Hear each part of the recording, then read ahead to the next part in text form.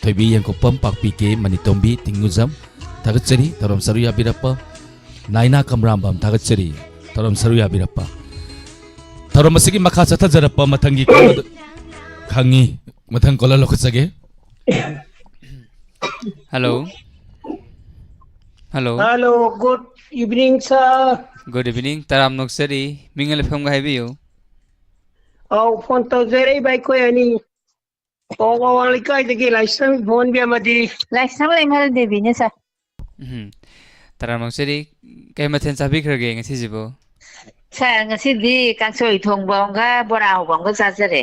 मथेन जी आमा हाव चाबिरे दंगसिगी programme असिदा करमसि खुदोंदा मेदोइनो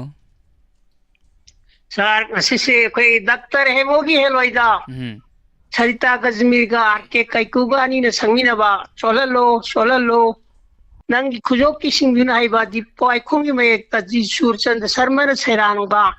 high बिसै दिबाइनी खुदोन तमजरंगे सा होबिरसि आओ funny हौजरगे Sud hello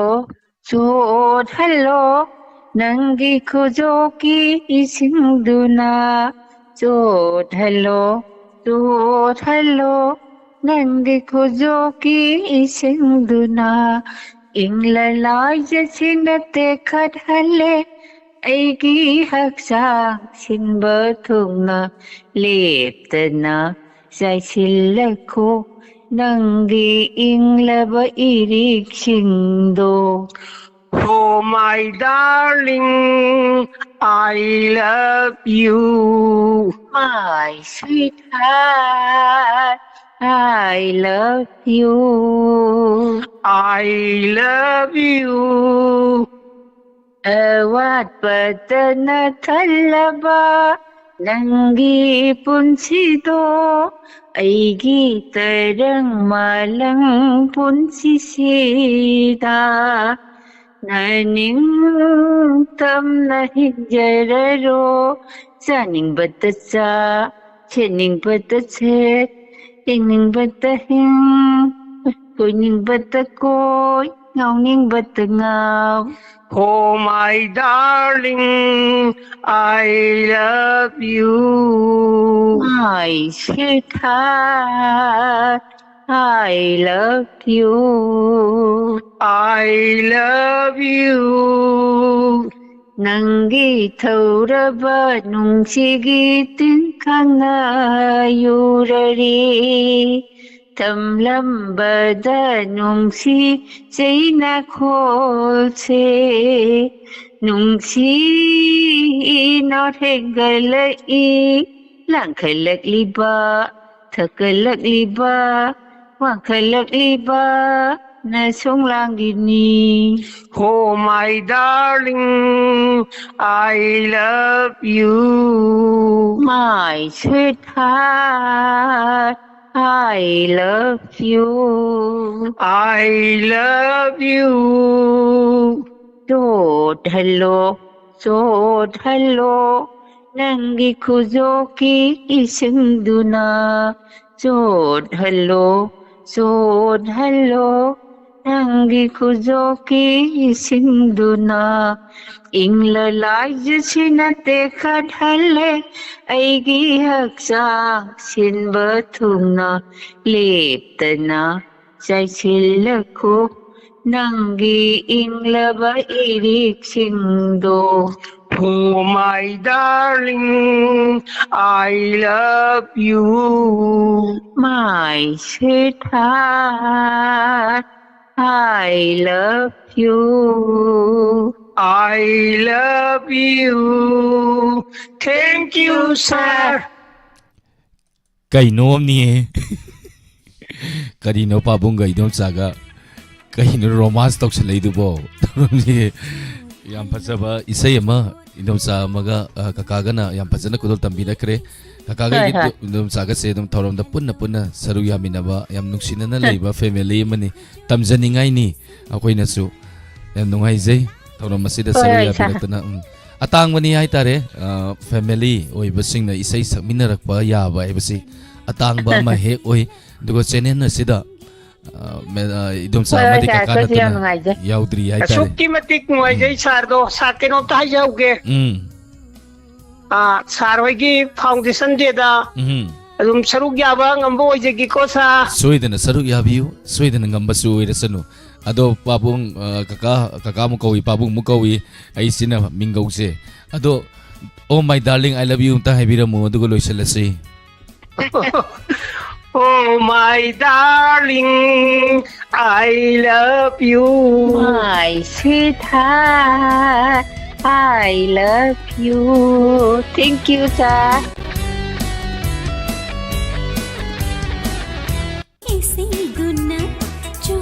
hello nungi khujo ki ising duna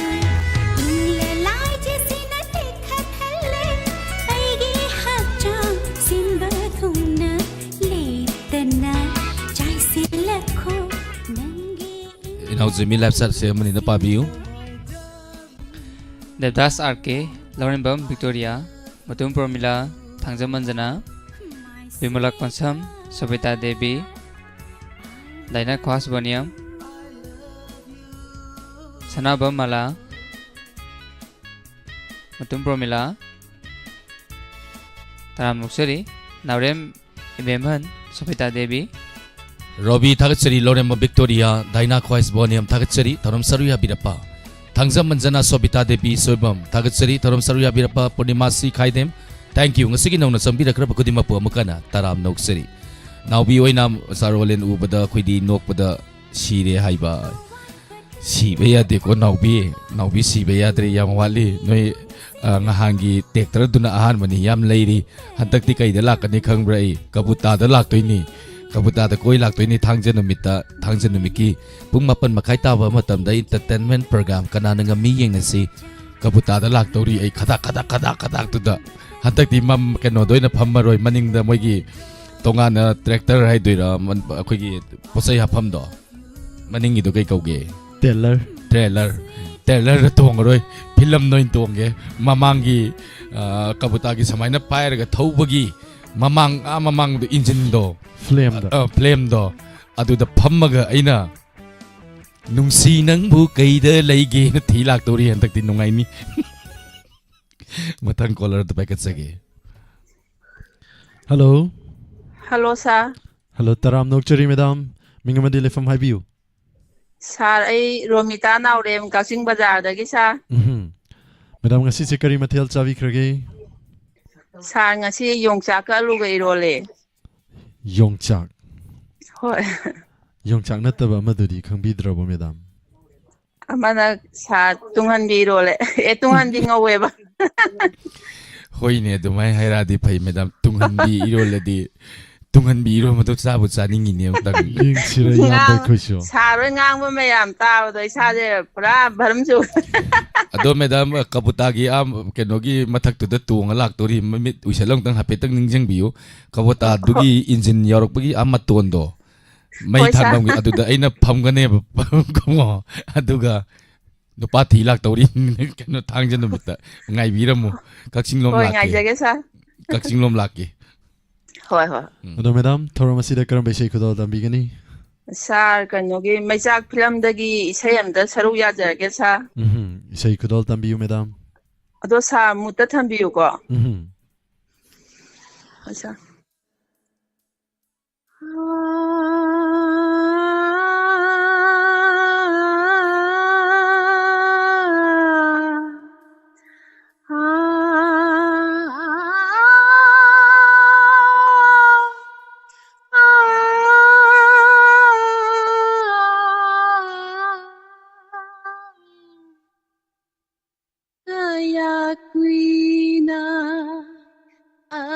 Sumna khangduna linki dani aigi punsi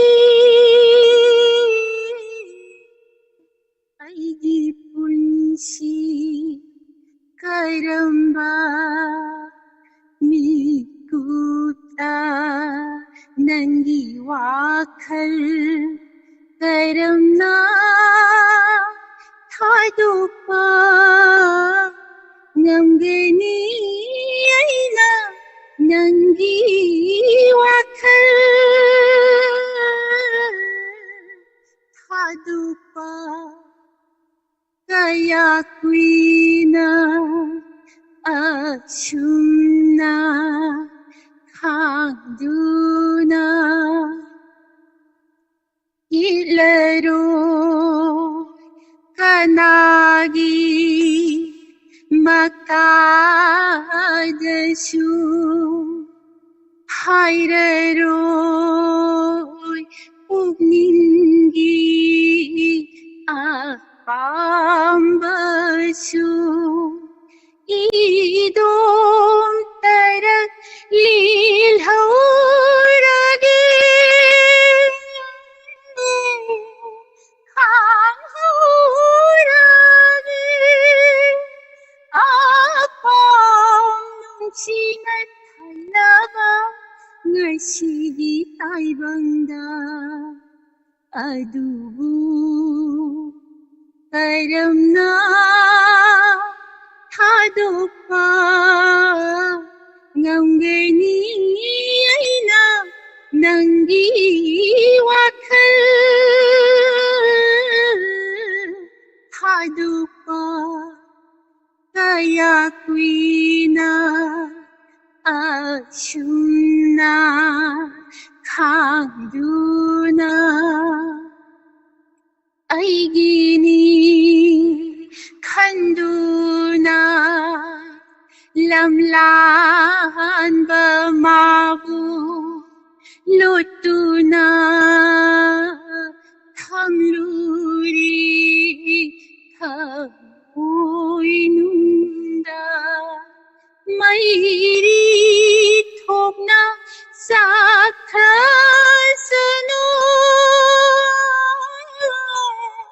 kim hasanu uki mapai un khasanu aigi thamo adubu karamna थादोक्पा ngамꯒꯅꯤ ꯑꯩꯅ ꯅꯪꯒꯤ ꯋꯥꯈꯜ थादोक्ꯄ kaya kuina asumna khangduna kaya kuina asumna khangduna. Thank you, sir. Madam Hana isai sakpirak bro. Isai Oi, ga sum madam, hoi, hoi, haga sagre sa. isai se salak isai se yam hek salak pa matam da yam lu be isai ni ando Hoi. madam gi konjen yam phajana salak pa du isai se niyom sumna phajana sakpi re madam yam nungai se matung tarak Hoi, pa matung tarak pa thoram kaya da su madam soidana saru ya biu isai Hoi, heira sir. heira ba leiri ba jani mayam se Hoi, tumin hoi, lo sir, sal try je adum tawjabanebako. Ado athengbada thokpa thaba loibanina sa phangdaba haidi yam busy yam oiba haitare. yam phajana kudol tambirakre isai kai da hangurani ngasigi isai ko phajajidi hojiki isai ko sakto hai hai thagatsari madam live chat lay biri ba mayam pura manasu thagaspire madam bo thagatsari Thank you, sir. Punamaku taramna okchari thagatsari Romita Nauremna.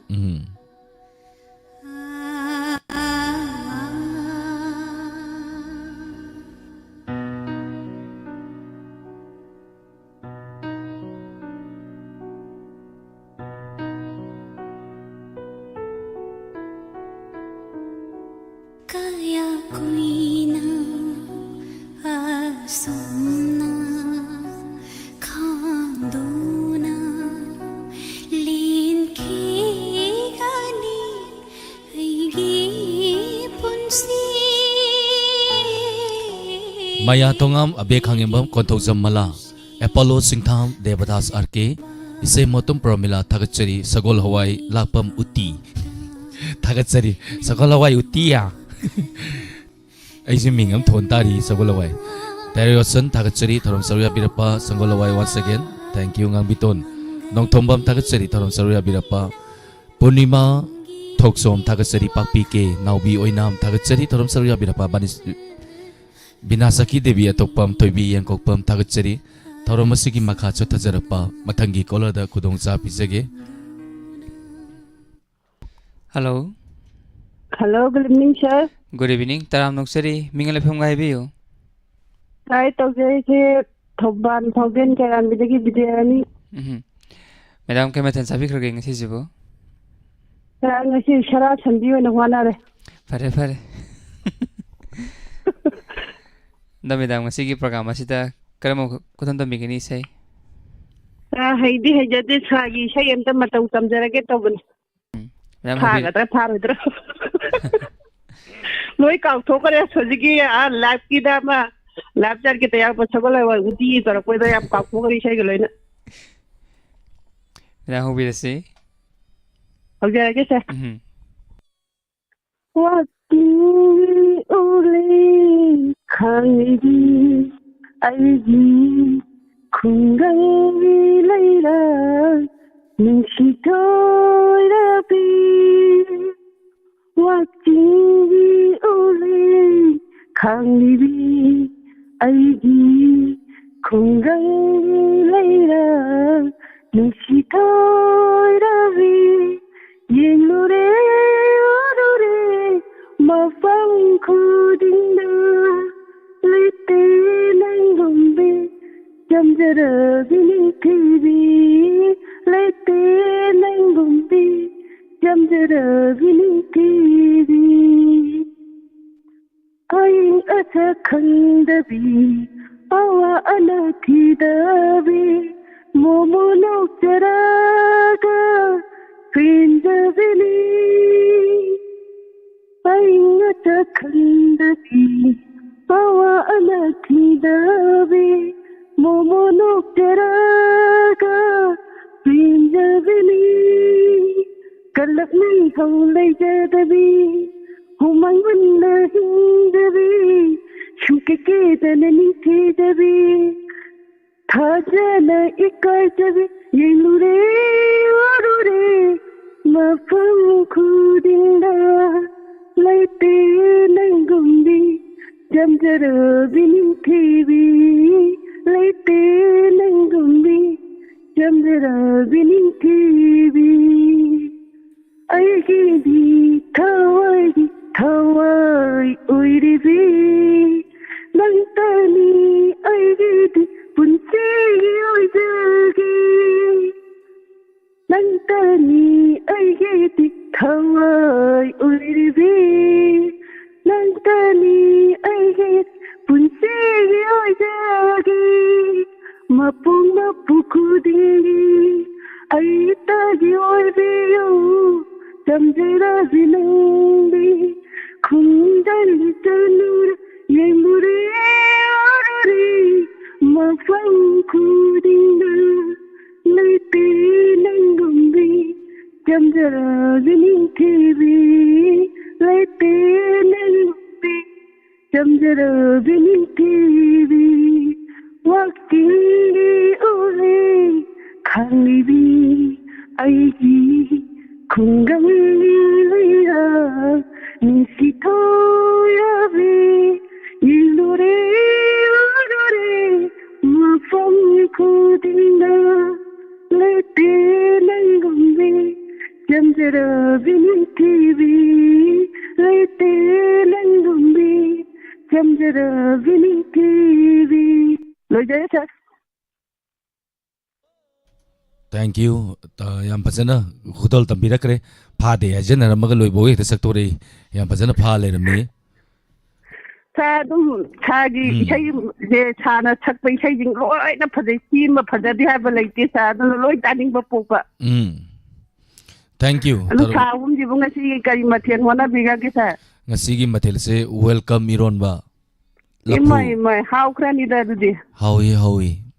mai gi lap I'm not going medicine to room some by Satu Bukodom Karia Bigasa. nakan gi dro Asa. अंधा Imai ma. Thank you थोरम सरुया Sana बिरक you person tonga gat pai di no pada. After फॉर्सन part 2 कबुता मुक तुम कदोरी Kapota. चेक लो take care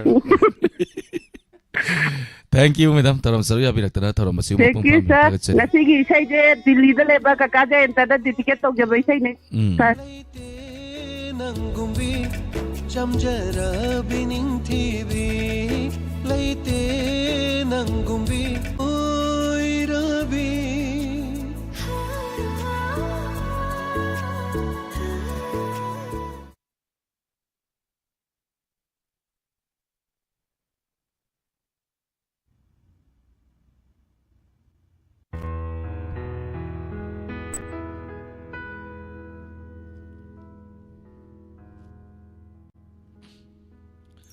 Nangi Yai fana bata Khaliba ai se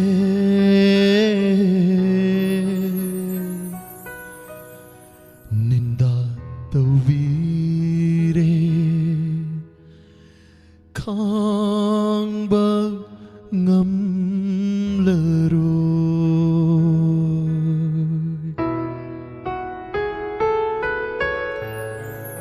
ni ngâm da lel hậu ba ai se nangi lambita Yeng li nang bu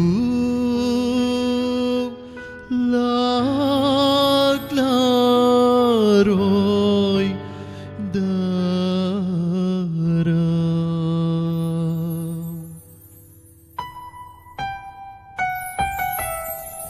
nukshi bahuni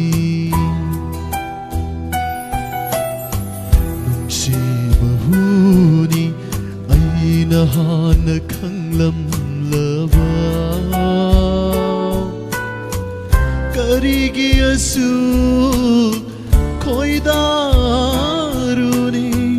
haifam khangda tampham khangda karigi wana lelugani Bahuni aina hana khanglam lava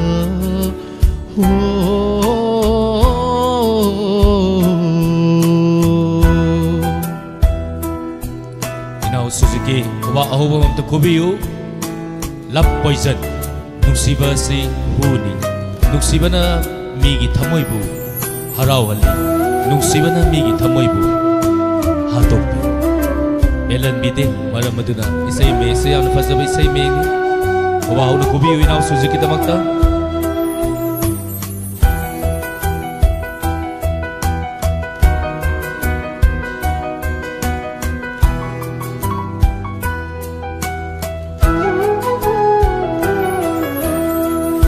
Ahing khudingi achik pathavalda Ahing khudingi achik pathavalda isai ta sakli nang buning singna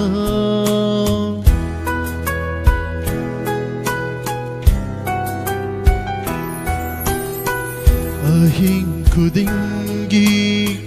achik pathavalda isai ta sakli nang buning singna kaina bai mairi da khuira bapun sing tekhat la roy amok ahing gilik lada kaina bai mairi da khuira bapun sing tekhat la roy amok ahing gilik lada tekhat la ꯉꯝꯂꯔꯣꯏ ꯑꯍꯤꯡꯒꯤ ꯂꯤꯛꯂꯥꯗ ꯅꯨꯡꯁꯤꯕ ꯍꯨꯅꯤ ꯑꯩꯅ ꯍꯥꯟꯅ ꯈꯪꯂꯝꯂꯕ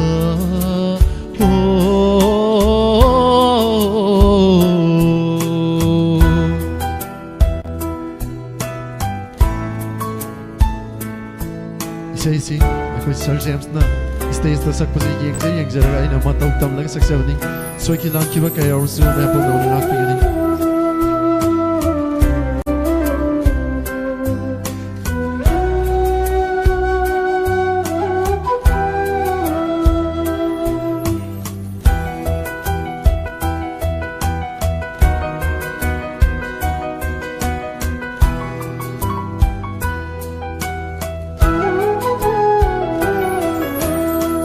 ꯈꯪꯂꯨꯗꯦ ꯑꯣꯏꯔꯝꯒꯅꯤ ꯅꯨꯡꯁꯤꯕ ꯃꯤꯅꯝꯕ ꯈꯪꯂꯨꯗꯦ ꯑꯣꯏꯔꯝꯒꯅꯤ ꯅꯨꯡꯁꯤꯕ ꯃꯤꯅꯝꯕ ꯑꯩꯒꯤ ꯄꯨꯟꯁꯤꯁꯦ ꯑꯥꯔꯊ ꯌꯥꯎꯗꯔꯦ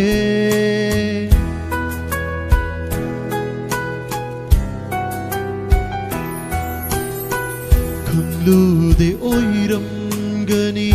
ꯅꯨꯡꯁꯤꯕ ꯃꯤꯅꯝꯕ ꯑꯩꯒꯤ ꯄꯨꯟꯁꯤꯁꯦ ꯑꯥꯔꯊ ꯊꯣꯛꯇꯔꯦ ꯃꯍꯥꯎ ꯃꯥꯡꯈꯔꯦ ꯃꯆꯨ ꯂꯩꯇꯔꯦ ꯀꯞꯅꯕ ꯇꯥꯁꯤꯜꯂꯦ ꯑꯍꯥꯡꯕ ꯄꯨꯟꯁꯤ ꯃꯍꯥꯎ ꯃꯥꯡꯈꯔꯦ मचू लैतरे कपना बतासिले अहांग पुंसी कपना बतासिले पुंसी से नुक्सीबा हुनी अय्ना हान खंगलम लबा करीगी असू कोइदारुनी हाइफम खंगद फम खंगद करीगी वाना लेलुगनी नुक्सीबा हुनी खंगलम थागतचरी पुमनामपु इनाउगी कोबा होबा हमदा कोबियु फजबे सैनी याम फजना कुदोल तंबीरकरे अदुम याबनी थैंक यू मियोई 311 थोरमसिद सरु यादन लैबिबा थागचरी दुगा इनाउगी दमक्ता तोंगा तोंगा प्लेटफॉर्म द सरु याबिरी बसिना कोबा होना कोबिदना इनाउ थागत पिरप्पा थागचरी थोरमसिगी मखा चता जरप्पा मथंगी कॉलर कुदोंग चा पिजगे हेलो हेलो तराम नोक्सरी मिंगलै फोंगा ताकपियु थागचरी मा थोरम सरु याबिरप्पा करी मथल चाबिरगे इमागी फोन दो लाउड स्पीकर थाबी ब्रो याम तपे मा सोम द ताबदा कितन कन्ना हाइबी यो इमा कई से कुदोल तंबी दोइनो इमा काम दगदौनी हौरसी पुंसीगी लंबी खंतना थलबनी यक्षिणं चदू योगा पुंसीगी लंबी खंतना थलबनी यक्षिणं चदू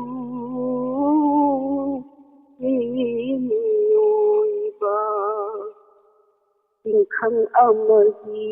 sainana lamang na hangano nangi punchi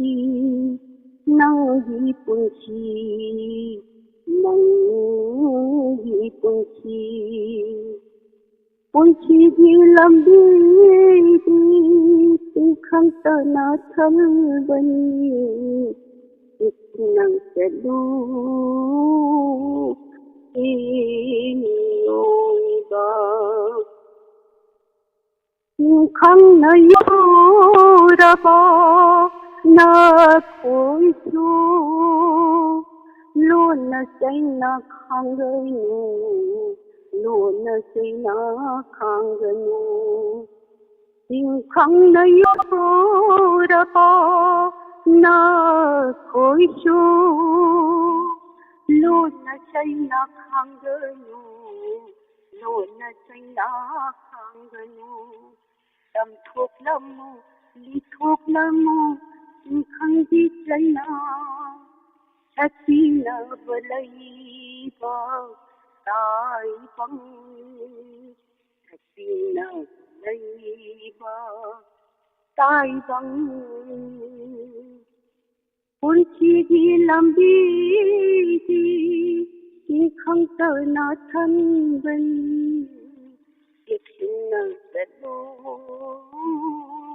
về nỗi ba biết tơ vẫn tu cùng chờ chú na kiên tha ma na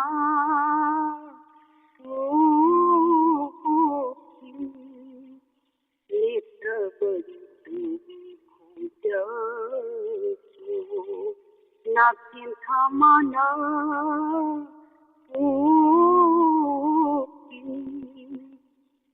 Laki churaki pungino yung nangsin thagi paljaba yung nangsin thagi paljaba punshigi lambi ting khang ta na than bani yaksin na sadu inoiba punshigi lambi ting khang ta na thal bani yaksin na sadu inoiba yaksin Thagachareema yam fazana yam magul leiba asugmatik yam chumba isai ama khudol tambiramba hanana thagachari Thorom asigi maka satha jarapa mathangi kola da kudong saba pizage lapset lebiri basing mingar patok sage NG Sumila thagachari Supriya Wangzam thagachari MD Said Khan Devdas RK thangzam manjana Romita Sanasam thagachari ma Bimola Konsam yam Shakespeare Robi thagachari Thorom Saruya Birappa Kamrambam Hari Priya Sanu thagachari Thorom Saruya Birappa Ming chithana nabayar gusumya punna mana ngapigani Rian Singh Anthoi pakpike thagachari Toibi Yankokpam thank you Thorom Saruya Birappa Ingthauba salam thagachari Thorom Saruya Birappa naina puina kundrakpam thagachari Thorom Saruya Birappa Binasaki Devi Mera Kombi Singa thagachari toina sakpi yu isai yaibire Hemantaba Bita thagachari naina once again Manitombi tingu jam thagachari Thorom asigi maka chatha jarapa mathangi kolar da kudong sa pizage Hello Hello. Taram Nusri. Good evening. Sa ako mo po kay kung labo sari. Good evening. Matama ha madam. Daw jeri si ABM mawang sa ibig to kimo pandagi. Ima kemeten sabirage. Nga thong ba sagare. Batin jam na hom sabire. Ando imang asigi program masita karam sai ko tami kani. Oh, mandaki ni sai apta sajage ko. So silang ki bayar basu tabi basing sa ako mga kini. Ya habi kasi. Mita thambi ko. Nusibana hayrat pawahay Nusiduna asum layhalle Nusibana hayrat pawahay Nusiduna asum layhalle Wahay sina Syaktam suuhalli Nusibagi magunsenga ika Nusibana hayrat pawahay Nusiduna asum layhalle मातबु पामजारुबा अइहाक्से अहिंगे मतम ओयग्लसु मातबु पामजारुबा अइहाक्से अहिंगे मतम ओयग्लसु tumba chaba khangdari aidi manglanda asum urakle tumba chaba khangdari aidi manglanda asum urakle nangi sakam chama samana musibana hayrak pawahai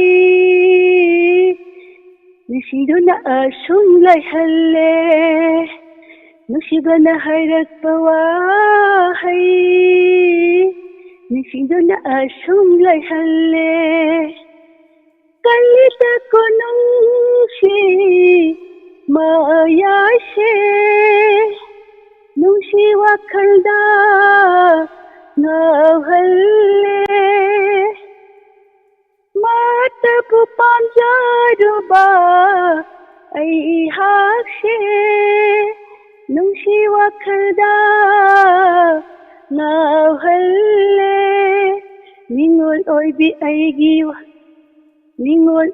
ay giwakan Tumba chaba khang handare Nangi sakam sama na Musibana hayrak pawahai Nisinduna asum lai halle Nisinduragi chaji mi mai sajin marta takhre Imayam phajana khudon tambire Hoi Thagasari Thagasari Kuman janu puina pakpi ke Incoming voice call.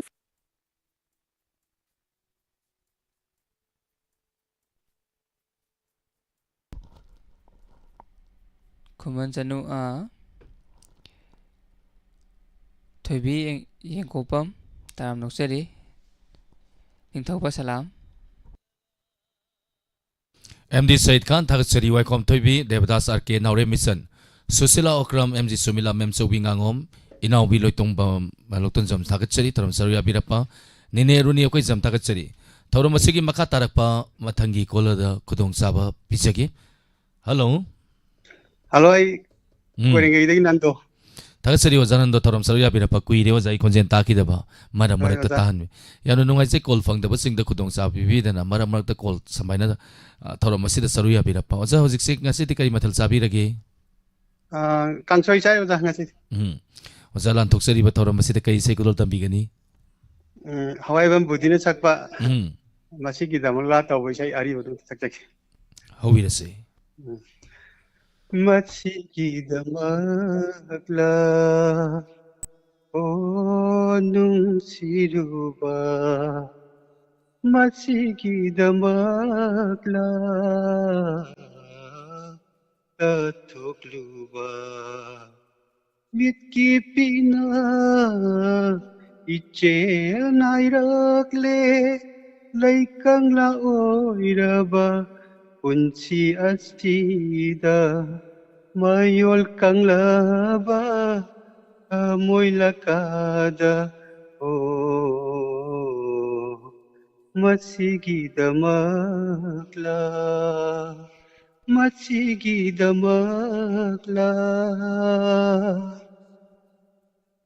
thajarude nong mata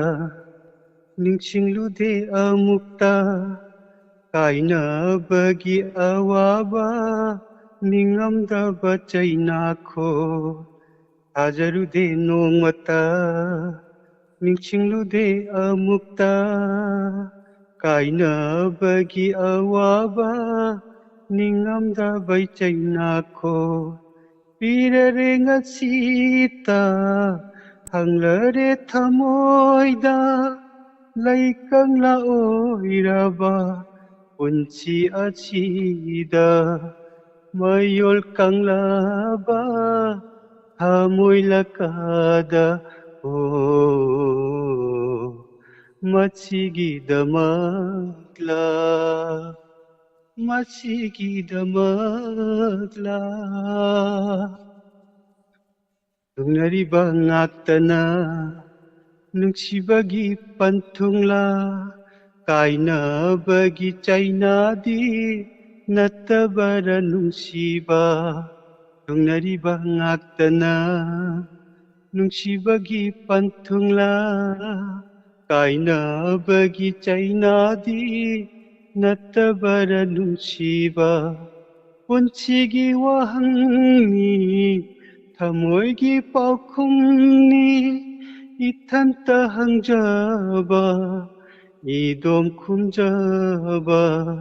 마이올 깡라바 타모일라까다 오 마시기다막라 오 눔시루바 마시기다막라 katukluba mitkipina ichel nairakle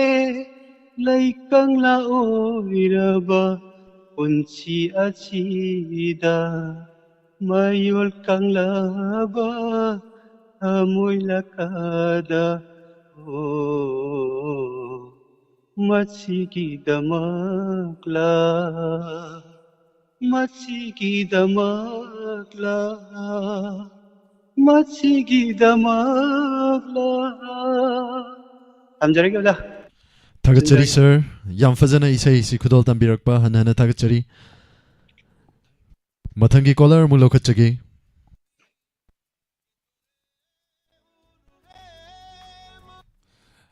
Imabi mala konsam tagat suri Robi Sofia Abuzam tagat suri Kamrambam Hari Priya Sanu Subadani Yumnam Tongam Ranjita Berjesuri Tangkal Sambam Nganbi Tangzam tagat suri Tarum Saru Yabirapa Tarum Masigi Makasa Tajarapa Matangi Kola da Kudongsa Pizage Hello Hello, good evening, sir. Good evening Taram Noksuri Mingale Fonga Takpiu Sir, phone tawjarai bai khekman dagi thoibi. tagat suri Tarum Saru Yabirapa Kya Kengman se Thoibi Ani Sui Ai de ye kokpom de ne. Yang kau pemindom sa Thoibi kau tiri ite ma Thoibi kau tiri ado ai kau ningbam kau rage Madam Thoibi Hoi, yare. Madam Thoibi am nungai zai Tarum Saru Yabirapa kari mathel sabi rage Sir, ngasi di nga chai. Matel suhaw ba masabire madam ado hojik se thorom se kaida tabiri no YouTube radio natragana TV de yengbiri ro Asa ai di radio ji yenga phone ani jo mane Facebook live ta. Aduga amana YouTube ta. TV du danga yor di pa dauni pula be yenge dana de platform me amse Oh. Thank you madam nuksibi bhai tare support tawi ba tagachari kai sai kudol tambi gani Sir, isai je mara kano ge Dr. Hamong na bagi mara matin tang sala ge ko yam de ite. hobi rasi Tai bang wakana mandringai Hachana maninda dindringai ho Tai bang wakana mandringai Hachana maninda dindringai Thawai leirang ai nungsi Madong kangduna mahangdringai Thawai leirang ai nungsi Madong kangduna mahangdringai Hachana malinda dindringai ho Sa sida loi jarage ai isai je am paud madam yam pasana kudol tambi ra krai sai phadra su matem salak budon thona magul leina sakpi re ai tare thank you madam San loi tat khraboni da. san 산 tatλiro 산기 thori tatλiro madam San gi thori da tal chen thogre ai pha cha tori ba. adune Koju yaw ba laksage phamin na roji madam matanda hoji nungdang si da nungai roi san do phamin na roji thank you madam yam phajaban nuksibi sai makudol tambi ramdana thoram masiu mapung phan biramba tagachari Thank you, sir. Hawai leirang leinungsi Madong kangduna mahangdringai Hawai leirang leinungsi 탕자만자나 다그쩌리 더럼사루야 비라빠 모둠 이모사 이암바 다그쩌리 더럼사루야 비라빠 살람 샤마 다그쩌리 더럼사루야 비라빠 니네루니야 코이점 땡큐 Facebook live लेबीबसिंग मिंखरा पाथोकसगे कुमम Chanu Tariq lemma थागचरी Romita Mayank Lambam थागचरी नैना कमरामबम थागचरी सोनो सुबी दिया थागचरी थरम सरुया बिरप्पा मंगांग नावरेम थागचरी थरम सरुया बिरप्पा थरम मसिगी मखा चथजरप्पा मथंगी collar the खुदुंग साबा पिजेरी hello hello Taram Nausari hello ताबीरबो तारे madam मिंगलेफम हाइबियो 참람 마야라 따이더기 나만이 그래 촌도 할래 madam तुम कोई तुम समझा आगे madam 안고놈도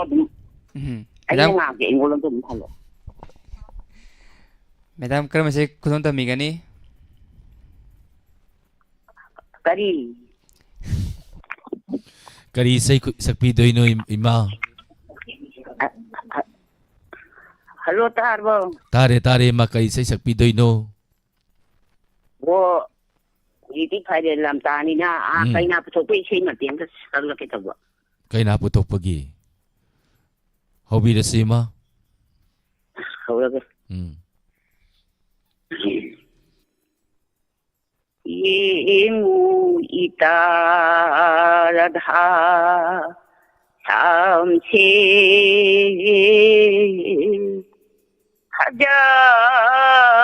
하자다라 인자하우라 오예무 이따라다 삼체 참내 현대 자다는 화제 예미마 그때는 바 나이데 인자하우라 예무 이따라다 참체 예무 이따 짜나비 예무 이따 짜나비 오이가 예까 예까 오이가 아니 세퍼드버 나는 헬리바 예무 이따 짜나비 kanana heliba kanana waliba radha krishna ni che boda kaina ani che phajab kanana o nithiba kanana heliba kanana waliba e paide abira paide abira hanna abira hanna chaire sambangu samna hanna jonkare e paide abira hajre abira na manja choli muru Choli muru numchidaba haina paide abira Yaichi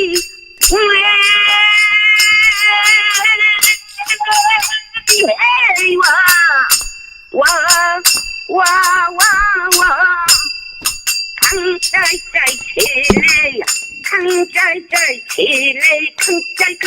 Chai chile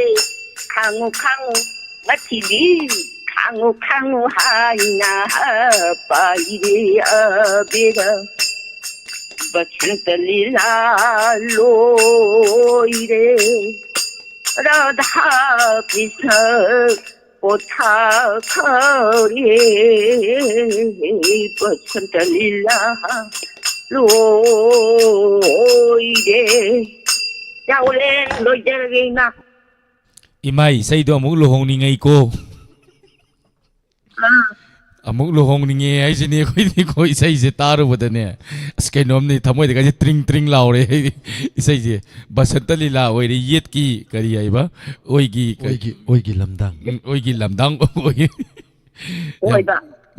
या भजन सलखरे इमा thank you इमा fast morning अहानबनि ngasi फंगिजे fast morning अहानबनेबा ओ तागचरी इमा तरम सरुया बिरक्तना तरम असिउ मपुंग फान बिरब इमागी सैदा याम फजना सकपिरक्रे लोहोंग पंथासिगा याम चानना हाइतारे थैंक यू अदताई याम शेक्सपियर तागचरी राधाप्रिया सोइबम तागचरी रबिता माइबम चा लेम्बा उखोंगसांग तागचरी तरम सरुया बिरप्पा थैंक यू मखा सतजरप्पा मथंगी कॉलर मलकोचगे दुगा इनाउ जेमिगी खोजेलगी सेमो तामिनसि हेलो कॉल तथोखरे एमडी साइड का आउ होंगदौनी क्रिस्टीना थौनाउजम तागसरी थौरम सरुया बिरप्पा मथंगी कॉलर कनानु येमिनसी बुलेट हेलो तराम नोक्सरी दोमसा Noi ahum mapu. Han ba magsari ikay kun nabu sari sar olen. Idom sabu su ikay kun nabu sari taram nok sari. Mingalay fangado mayam dong tang haibiyu. Ay ulaw lai ram ikay dagi tiro tama lai sam. Ado ay bungo ikay nom hajage. Haibiyu. Nang luhong ini ga tian ni ga. Nahan su nang portion da tian ga dai nang bo. Oh. Portion do tong wanawai tren hadati kabuta tong ge tawri thangjan numita. Mamang da phamdori ni hoji angapa nam injal lagai na. Idom barga ta khaw go loi pai thok ka daw re na. Yam hai gim ne ba. Adugi nupa do yadro. Nupi se la babu tektra da chen phala ke aduga ibu tuongo ya tuti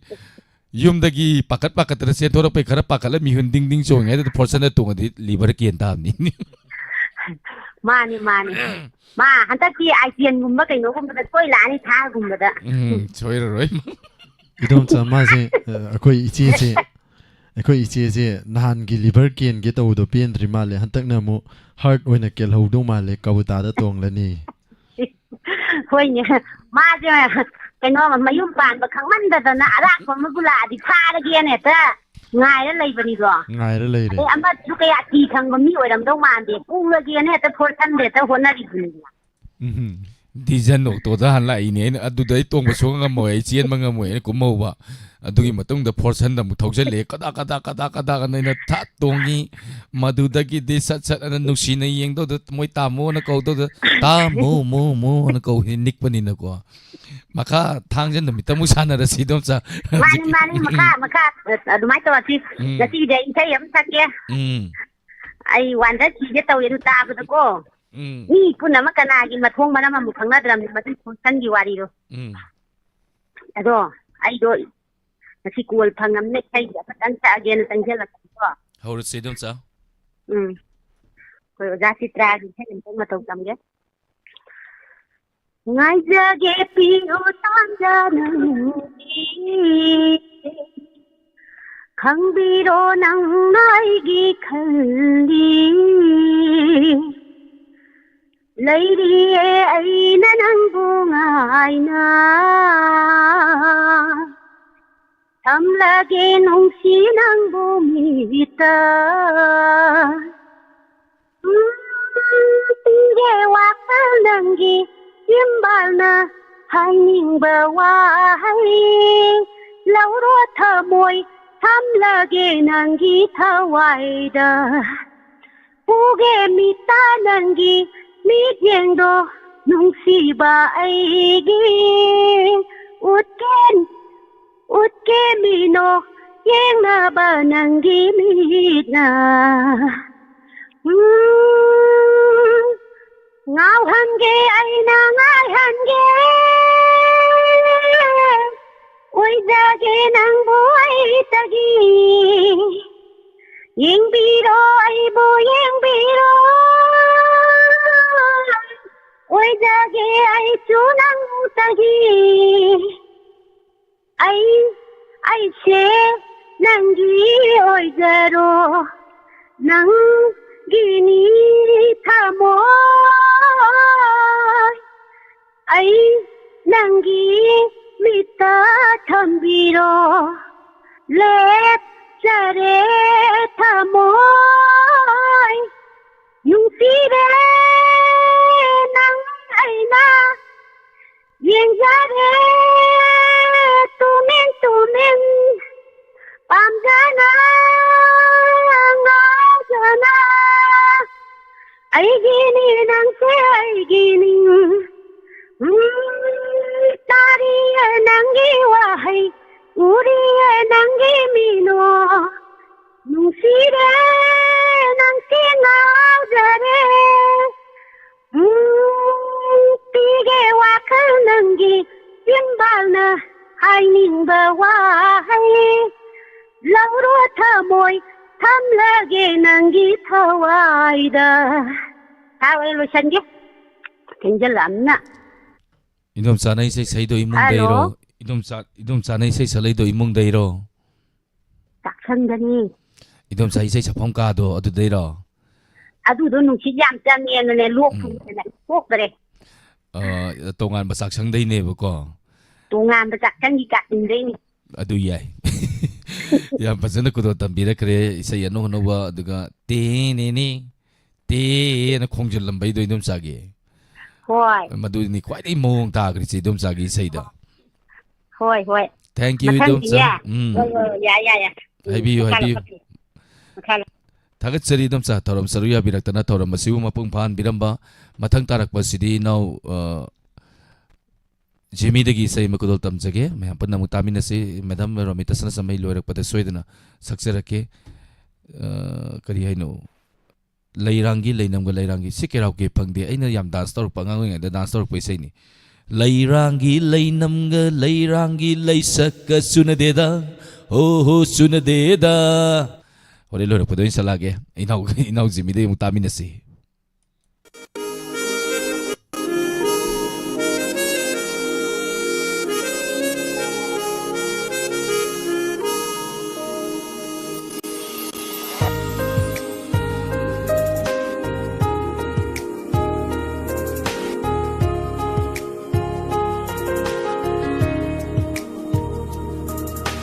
mayay kalaba nungsigi huna sinkhare aigi kayat kudingda mayay kalaba nungsigi huna sinkhare aigi kayat kudingda mairi thokdaba nungsigi maina Jaklak le aigi hakjang polang se mairi thok jaba nungsigi maina jaklak le aigi hakjang polang se ibisi na uriba nangi nungsi satam se mahupu batang jalit oi ramle ibisina uriba nangi nungsi satam se mahupu batang jalit oi ramle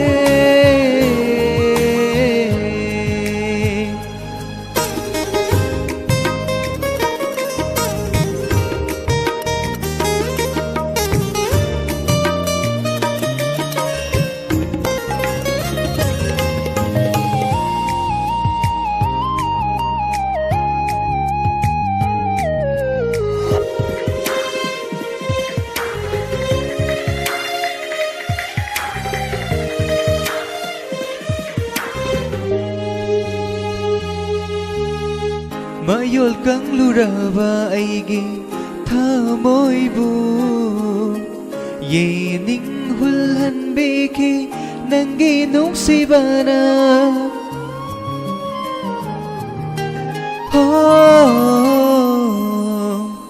Mayol kang luraba aigi thamoibu yening hulhan beki nangi nungsibana Laying pajilura baijil sina Amuk thok han biki nungsi seirol so ngasi layot putadam le na kun magna pochin biram le amu konjel thok tanaba ibisina uriba nangi nungsi saktam se mahupu batang jalit oiram le ibisina uriba nangi nungsi saktam se mahupu batang jalit oiram le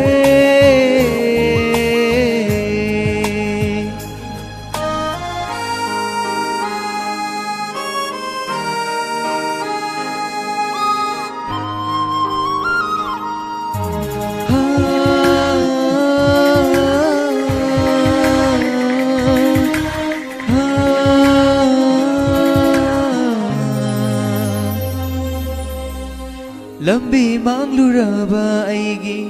khong thang se nang na lam jing biki khujeng pai loi na na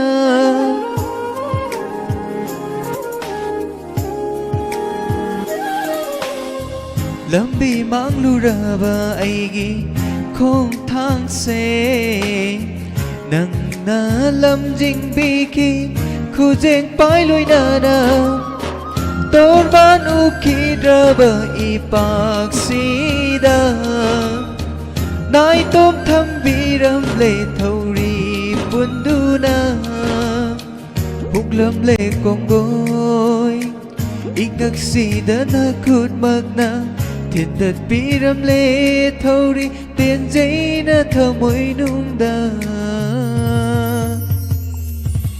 Imisina uriba Nangi nungsi saktam se Mahupu batang jalit oiram le Imisina uriba Nangi nungsi saktam se Mahupu batang jalit oiram le Imisina uriba Nangi nungsi saktam se Mahupu batang jalit oiram le Ibisina uriba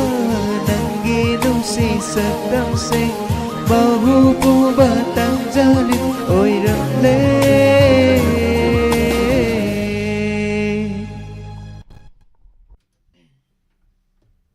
Tagachari inau Jimmy gi konjendagi isai ma khudol tamjarakpada maya punamana kuba hauna kubiduna puning thogat pirappa Tagachari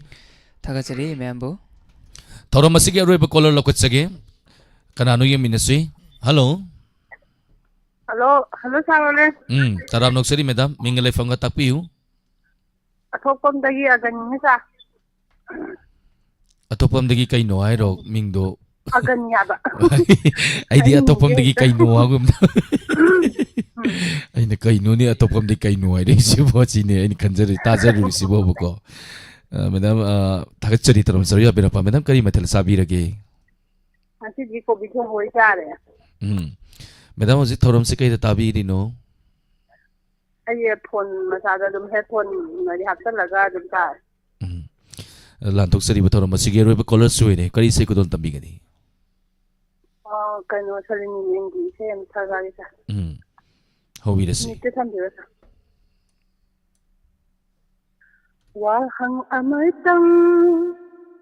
Wahang amartang hangjage Sontara thamogi wahang Sontara thamogi wahang Paukhum amartang piramu Paukhum amartang piramu Thamoy maisa nim hallo Thamoy maisa nim hallo Wahang amartang hangjage Sontara thamogi wahang Inchinku khudinga Nangji wakanta khalliba ꯏꯁꯥꯅ ꯏꯁꯥꯒꯤ ꯈꯜꯂꯨꯕ ꯇꯧꯗꯅ ꯅꯤꯡꯁꯤꯡꯉꯤ ꯈꯨꯗꯤꯡꯗ ꯅꯪꯒꯤ ꯋꯥꯈꯜꯇ ꯈꯜꯂꯤꯕ ꯏꯁꯥꯅ ꯏꯁꯥꯒꯤ ꯈꯜꯂꯨꯕ ꯇꯧꯗꯅ ꯃꯔꯝ ꯀꯔꯤꯒꯤꯅꯣ 하요 मरम करिगिनो हायरमु मरम करिगिनो हायरमु मरम करिगिनो हायरमु वाहं अनैतं हंजगे 손타라 타모이기 वाहं Idong ay sipa ay hira Hajegi ninglamanda Nanggi satamta Uri basibu Idong ay sipa ay hira Hajegi ninglamanda Nanggi satamta Uri basibu Marang karigino Ayu मरम करिगिनो हायरमु मरम करिगिनो हायरमु मरम करिगिनो हायरमु वाहं अमृतं हंजगे 손타라 타모이기 वाहं 손타라 타모이기 वाहं देखो चालू है how can I Thank you, madam. I am Bazabai Saini. I am Lamyam Pamna Tana Visay Makudol Tambiraktana. Toromasibu Mapung Pan Biramba Tagachari. Thank you. Torom Lucian Bagi, Lucian Lapasiti, Hona video Horage, Hona beam late Negi Ko. Hona video camera. Leirang sak puying liba, leirang leinam thiriba, leirang sak puying liba, leirang leinam thiriba, olen mathauni, phajababu pamdaba kana leibage, phajababu pamdaba kana leibage, leirangi leinamga leirangi leisaka sunadeda, ho sunadeda.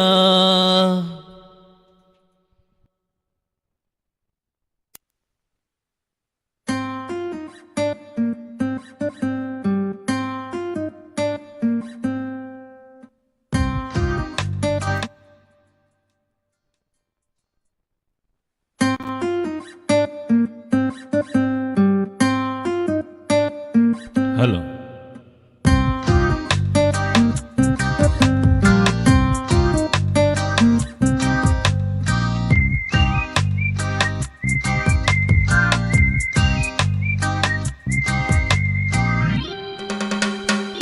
Lotuna thamladara tuminna asum leiradara thamoi da fauraliba nungsiba kallubada chamam nei lotuna thamladara tuminna asum leiradara thamoi da fauraliba nungsiba kallubada chamam nei ukasama fajabi faudri nang mung nungsiba ngimi nokse angakpani fongla shira nang nungsi lotuna thamladara tuminna asum leiradara thamoi da fauraliba nungsiba kallubada chamam nei Sisi sarangpat imadayagi masanupi dayapati thoksomda didigita wisay ni tabinasi hanbina wisay ni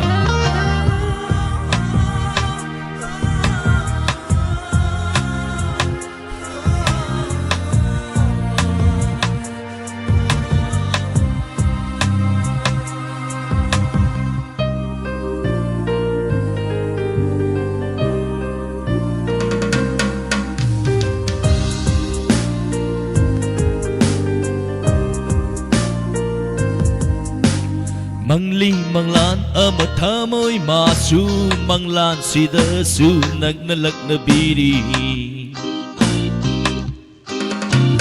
Mangli manglan ama thamoy masu manglan sidasu nagnalak na biri Mai thong masu oina ri khanba da harau zari Thamoy masu momon nok tu na khang zari Kang bi amokdadi ay gitamoy nang na ay gitamoy nang na Lotu na thamladara tumin na asum leiradara Thamoy da faurang liba nung siba kaluba da chamam nei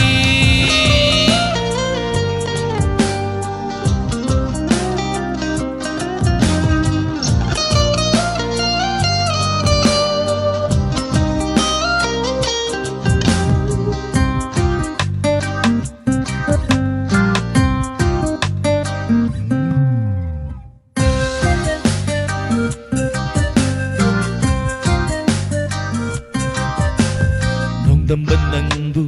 amuk tadi sembiu nung sigi lambido Nung damban ng bu amuk tadi sembiu nung sigi lambido Sana binafamda tambiu na hagna Thamoy gi mapause ay na mabunung si Sana binafamda tambiu na hagna Thamoy gi mapause olen mabunung si thau na sulay ta na ay na mabunung si re Lotu na thamladara tumin na asum lay na dara Thamoy da faurang liban nung siba kaluba da chamam nay ukre sama fazabi faudri nang nung siba nang giminok se angak pani Phong sira nang bunung si Lotu na thamladara tumin na asum leiradara Thamoy da faurang liban nung siba kaluba da chamam nay kaluba da chamam nay kaluba da chamam nay Thagatsari Sarolengi khonjeldagi yamna fajaba isai ama kudal tambikre mayam pumnamaknasu kubak hauduna hauna kubiduna yambabu thagat pirakba hanana thagatsari Thank you Thagatsari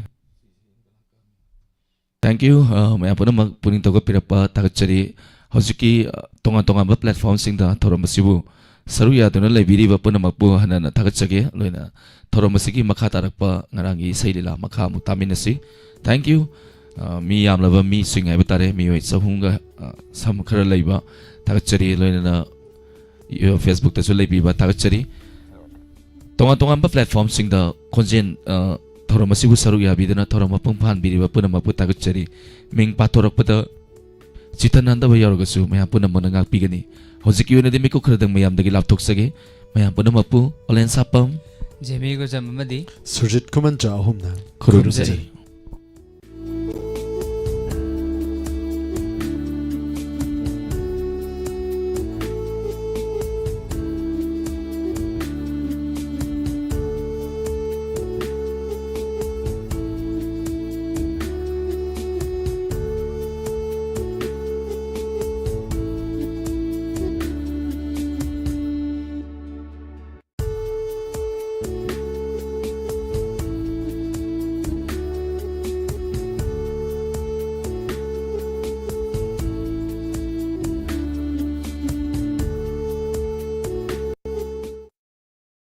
Iroiba haitabadagi chahi khudingi singda taduna mamal yamnaba punsi kaya mang masidagi ngakthoknanaba lainatina kayadagi ngakthoknaba amadi chung phiran chaba haksang figure tana lainanabagi dama upai ama haiba taragadi iroiban hangdukchare Surjamani Wellness Academy Max City Circle Thawal Nongako मफम असिदा हानबगी ओइना 7 days swimming promotion training ama March ki tang kun gamanga English singeri kun gamanga dagi batch kaya khaidokuna haujaragani training asida do madong gi angang sing natraga iroiba haitaba mioi sing sumna tangi lupa lising amaga chonga da swimming ki costume dress loinana 7 days ki fee yauna oijagani professional natraga non professional gi khudong chaba leiraba iroiba tambasida nupa nupi tongana khaidokuna tamjari khwang na dunu walking set phaw yadraba arubu arumba hanthandabadi yadaba masigi khudong chana naba amata ngairaba upai di iroiba loinana mafam asida multi purpose hall amasu birthday meeting function torong kya pangthok yaba hall amasu leijari Surjamani Wellness Academy asida swimming course arang phampham bag tamna naba course hair dressing course loinana beautician haibadi thawdok wathok kaya da adom na makeup artist nekuna sel tingliba du isana kezaduna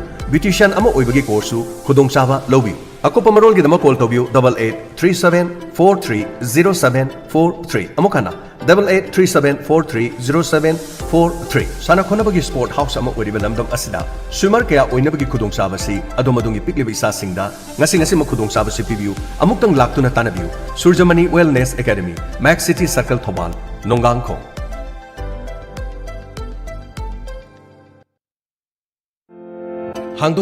Hangdokchere Ningthem Eye Care and Optical Computerized Eye Testing Mafamna Arong Thong Opposite Oil Pump near District Hospital Thoban Ningthem Eye Care and Optical asi Saisakpi Chanchangi Thongan gi hek machinda hangduna leijare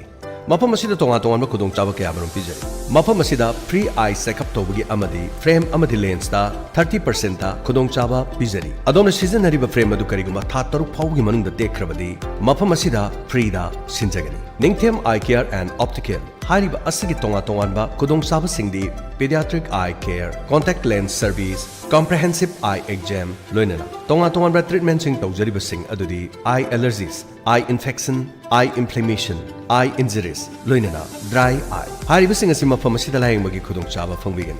loinana mafam asida tonga ba hausagi matamda season nariba frame amadi lens kamarum phangbigani akupa marol gi dama call tobiu 8787344541 amukahna 8787344541 arong thongda leiriba oil pump asigi opposite ta leijare ngasi makleng sinbiro Ningthem Eye Care and Opticals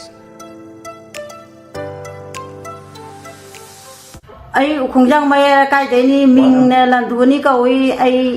nungjang pire thoktana yam wana chahi tara manga mu lairami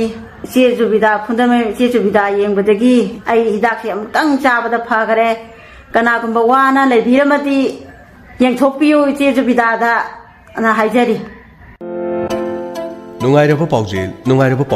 piles nungsanga maram oiraga matam sangna narba miyoi sing adugidama paujel puduna lakchari Pundrai mayum zubedana semba diabetes ki hidak amuktang thakpadagi sugar ki sang aduki matik nemhanba ngamle masida natana fistula chonthaba hi taba chikpa naba gastric taba tinkup leiba hagajaba omthokpa maring chatpa manung changba nungaitaba amasung toina changningba hariba laina sing asi hidak amuktang thakpada pungpha phanba ngamle laina sing asina narba miyoi sing asi gidama hidak ase season aduna kanaba si amuktang lominasi paujen jariba Kabirani Pundrai mayum zubeda loinana Safik Anwar Mayang Imphal Bengal loinana nupi singi yengbada kudong charaba Kabirani Pundrai mayum zubeda akopa marol gidama 985660168 loinana 9402783274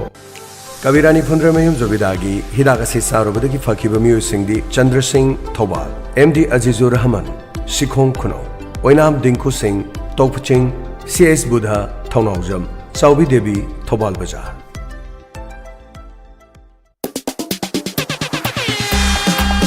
Om Suba Samaram Trophy 2025 9-a-side State Open Tournament Shinjalangzeriba Samaram FC Samara Our prize pool winner the Lupa Lakh Ama Loinana Trophy Runners up the Lupa Lising Ubudra Loinana Trophy Best Player Lupa Lising Ahum Loinana Trophy Best Goalkeeper Lupa Lising Ahum Loinana Trophy Top Scorer Lupa Lising Ahum Loinana Trophy Match Hauduk Chagadaba Numit April ki tang tara English Singani Kungamanga Admission fee Sumnatangi Lupa Lising Tare Manager Singi Meeting Lakh Libe April ki tang ani English Sing ani Kungamanga Mafam Samara Playground Ako pamarol gidama call to view 600-9794-676 Loinana 81329-26042 The third Samram Trophy 2025 9-a-side State Open Tournament. Sinjalangzariba Samram FC Samram. Sungsoi soidana football pamibasingna ngasi-ngasima adomgi team registration toksinbiu. Loinana lamdam asida machin tungkhalakliba players sing asibu sogotpiduna saruk yabi.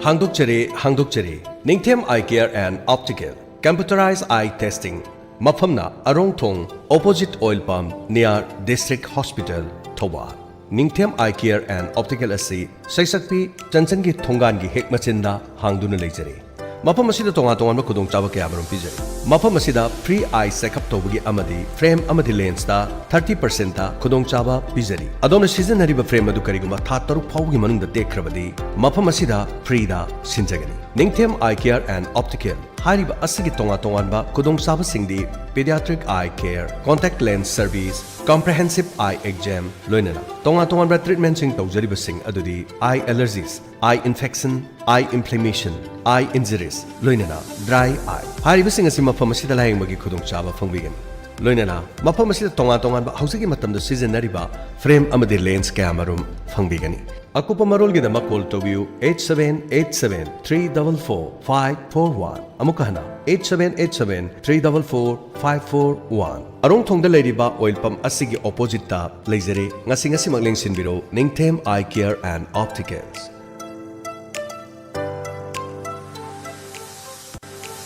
Miyamgidaba khudong chaba pijari Mr. Blue Kaksing Brands KMC Road Kaksing Khunjai Lekai hariba mafam asida Cheraubugi oina offer mayam ama pijari ba servicing na blanket, shoes, coat, paijom, kurta, paija, lengya, kankhal, teddy bear, carpet, dry cleaning, garments ayama adom subining basing suba yargan. Nupi singi oina self fanek habadi muga gi fee suba suyai. Pick delivery free oizagani. Habadi Kaksing manung aduga Kongjom wabagai Hyanglam semizing haribalam sing asida 30 kg above oregadi adusu delivery free oizagani. Cherauba manung asigi oina blanket khaktagi oina KG da lupa marbudra suramba adu KG da sumnatagi lupa humbudra da suzagani. Cheraubi oina ate item gi 10% da discount piduna suzari. Khanganjariba proprietor Mr. Blue Kaksing Brands. Akupa marul gidama 782-72-97248 loinana 03848-299-114. Adongi tarutanaan ba firol sing adu tarutanana mafam asida suzariba si amuktang changyeng biu. Lengsi biro Mr. Blue Kaksing Brands KMC Road Kaksing Khunjai Lekai. Pakang apam pare.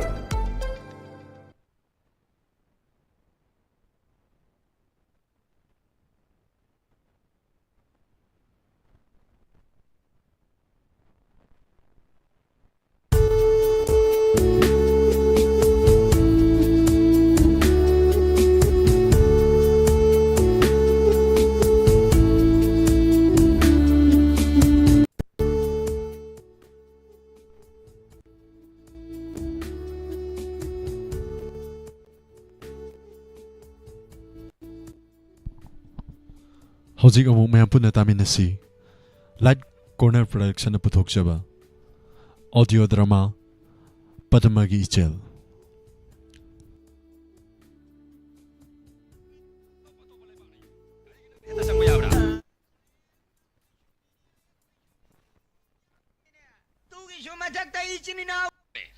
Sayab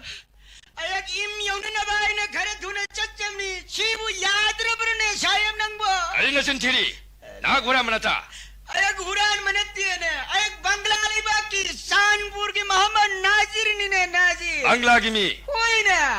Bangla gimi orga kari ki Tripura da changlai ba bodara se koi na ngai abase khangda imai tu ai ganu turela sidna khalimi ensang lana dna samin nari me sayab nangbo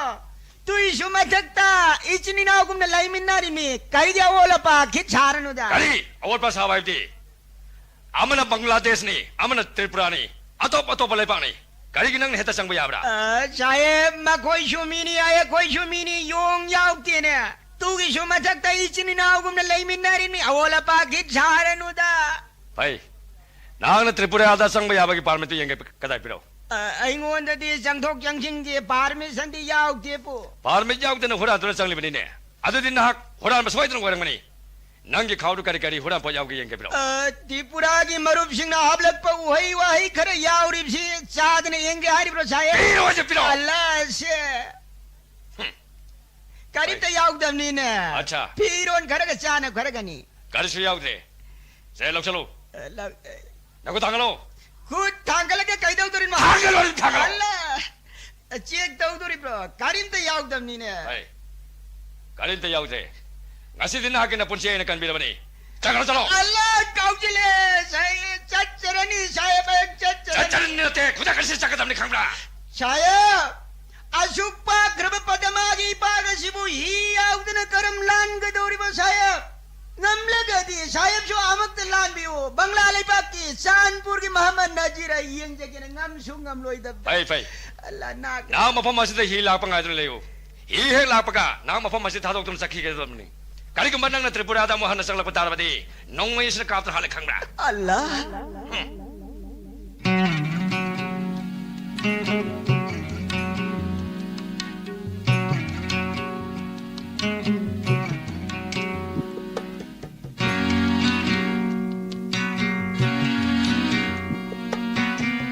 Padma Turelia Isina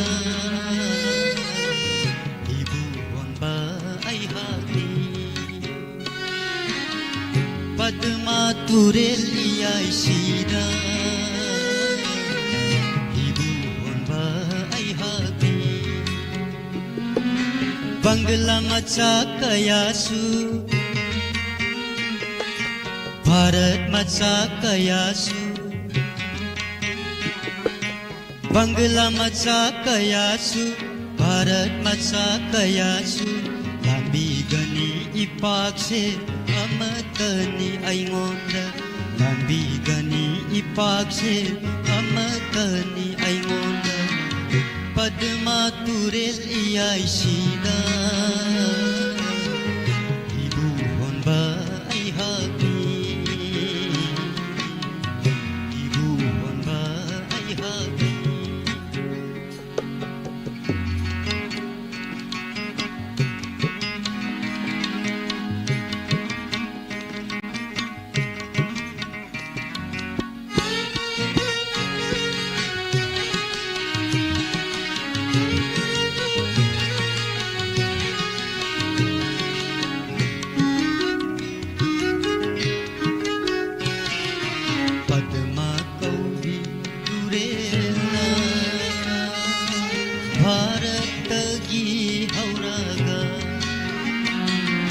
Bangla tamna sinduna Bangla Bharat anibu Amatani hai bado Amatani hai bado Prakiti na paujili Padma Turel Iyaisida Ibu Honba Aihati Ibu Honba Aihati Oh ho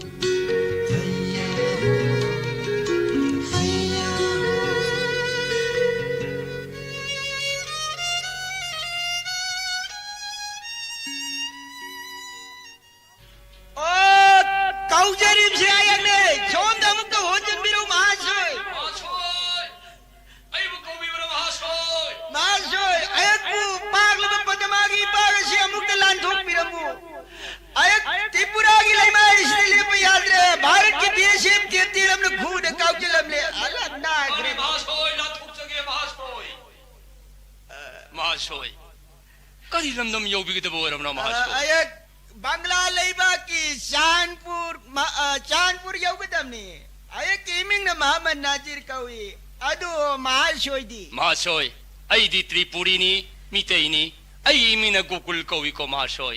अयासी Radha किशोरपुरदगिनी महाशय राधा किशोरपुरदगी अहोय नुसीद को महाशय मतम ममदा त्रिपुरा बंगला अनियसी पुक्सेल खोजेन तिनना मचिन मनाव human लेमिनरमनी adobo अमुहन फलकनी हाबि आशासे उद्रेत को महाशय बंगला लेबा की चांदपुर मोहम्मद नाजिरैना त्रिपुरा दे करीरा लंग खिदना चंगधोक जंगिन याद्रिमनो त्रिपुरा की गोकुल ऐनदी बांग्लादेश तक करी लानखी अयक जो लानखी दे अयसु लानखी दे अदबो अयक खोयलीदी येनबनी येनबा नुंगाइजरे महाशय अदु महाशयदी चुम्न मरु मपांग उनबा लापिब्रा करी थबकी ओरबनो महाशय अयकी फमदा अयकी लाइबंग न चलक पाउखोंग अमगी पाउखुम त्रिपुरा की लेमा यसिदा मफम खुदिंगमक्ता वाहंग अदुगी पाउखुम मदु थीरी ngasi फावबद पाउखुम मदु फंग्रिनी महाशय पाउखुम मदु फंग्री फावबदी अयकपु महाशय न त्रिपुरा की लेमा यसिदा मतम खरदी ले पुखी गनी दो महाशय की लाइबंग न चलक पाउखों इचेन तबलबी पदमा टुरेला सिना यकी फमद चनबिरखिब पाउखोंनी ngasi फावबद फोंग मंगमद्री पाउखोंग अदु फोंग मंगमलब मतमदा महाशय ने किनफमदा फोंग तोकचगे ngasi की दमक्तदी अयक पुंगाक पियो को महाशय इचेन तबलबी पदमा टुरेल इमाय मफमद चनखियो पाउखों मानी महाशय अय सुंगसी फावगी मनुंदा पदमा तुरेल इमा की मफमना वहंग अमाइना हंगद्रो लागली ngasi फावे हांसु पाउखुम फंगद्री को महाशय की करंब वहंग करंब पाउखुम महाशय खल्लुरगा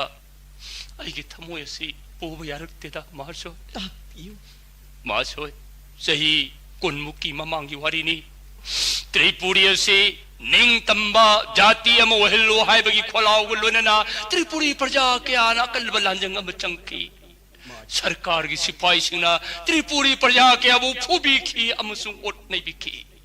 अदुगा अयाक सिबसो लालहो वयाव मियोय अमने हादना आई उफान बिदमक्त सरकार की सिपाही सिंग नहीं बु कोई तान तान खी माचो अयाकना माइकी मने मुक्ता ये चंगयम थीरु मतमदा कनामत न ये चंगयम पिखते माचो अदबो माचो ममाना पिसक पिकन दोक पिरम लबी मराय बक्तरेबी हई सानु पितगे मराय बक मपाइना पिक लबही नाव अमद हाप लेरगा पदमा तुरिल इमाई मपम दाइन सिनकी आई चही कुल कसुम संग लेरुरे मासोय चही कुल कसुम संग लेरुबगी मतुंगदा आइना थोरलगा हंखी इमाई मपमदा इमा नशान सिनर मांगा अदु मपम कराज लेखरबगे हौजिकते आई थोरले पीरुरो हाल मतमदा इमार ngasi फाउर चारोई फमद सिनबंगमद्री ngasi फाउर पाकुम फंद्री को माशोय अवाब वाखन खन बिरुगनु अवाब वाखन थादोक पिदुन नुंगाइब वाखन खनुन पुनसिदुलेन बतंबियु को माशोय अहिंग नुंगथिन नाइदना लमलान बताइबंग जात्रि कयान पाकलब पदमागी इपाग सिद हिरोय मगुम ताउदुन सानरिबनि अदोंगी सादो कनागुम मिशक अमन सोइदन मक्की खुलमगनी फंगखिगनी हाइबगी आसादा नुंगाइना पुनसिदुलेन बतंबियु को महाचो फंगखिनी हाइबगी आसादनी ने मासोय ngasi alorbaina padma tureli mai pal bai pagosda hiroya moina ngasi ani hingjari base isadu phangkini habga sadani ko maso nayak ayaki ma chaglabi padma turela sina nayak ayaki mang na ba kaidong nasusin bahawna det ko mahaso matamasi shuteng jalagli aibu paglaba padmagi pagasya maktalan thok piramu aduga marakta Bangla लेबा की शानपुर मोहम्मद नजर की युमदा Laing ठोक पिरऊ मरुम मपांग नुंसिनबगी थौजांगी मियंग अदु Young सिको महासोय funny मासोय अरुदी मांग लेरिबा हियोसी आई हिनी हिथकस्त लेंखर पिरो पाल बै palsy लांथोक चरगे को महासोय मांग दगी हियसी अहोय करिना महासोय जिन हारमी मोपम मतम कयादगी मांखरब अइगी चादबु अमु हन्न उब फंखिनी हाइबको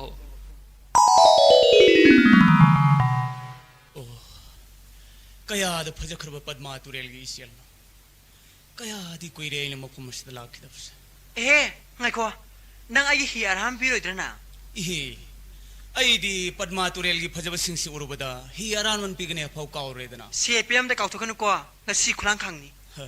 लेरम लिबनिंग थिब सिंगसी उरुबदा अइदी पुंगाव ngawre waro bibi ade ko ngaw no ibungo angaw bana ne kaideng ru sel sigai sadam ni kala biro औता ngai bi khoba Chandpur तागदा बलंबी सिबो nahar le mafam se sanpur ne औता का as सोंगी मिंगबो e kaigino ha kaigino pa ngaikhone sanpur basi jangbada aigi mingaw da yadra bro खंगजेनिंग नु तौबनी कैदोबगे अमुक तरी ताकपिरमो पुलसीदा अनोबो मरुप अम fungi खनन हराउजगे manam sadra mi min khangni ba kaigino ha pali ipas nak se ira negrana ai dongna nungsigi jagat ta khong naam phawu thangje ludriba mi oi singsidे ai dongna loina pangboire e iseng sengna pangman tadana pangsin na bo oiramdana nusibra tera ma phongum nusin hum mai kaida koi pai pai dun kaida hum hunna matamsta karam thana puram salidina nati karigi damuktno adu amna ing taplabi thazgum ing labi mai thong adada adu amna mai salang biribdo he inga thagi punima ga mera thagi punima ga sangma nu urabro thaz de matni matang ko bilai mi khudol li tunga tunga mani budua e ti kaino ha masana u pamjarabadi kalen thagi sarba nungsada athawa phulilama lillaga mathona leina satpa kangu sulei haijariba adada inu pakhat charibadi panthogi ingkhol thenu thamlebi kalakna phajarabi mai thong adu obada pamoidaba pakhang sikharadi tangani haijariba masiri pasengon som khana hore mari masi pali bas la tho koksa khedra negas singai leibra ai sasarage ado ming tumdang di puja khige o nai am darka hoebra shi de yai na de yai ni haina khanjage he kaunim kor saksu na sadi ni de aina kaunim hom kor ga satkhroba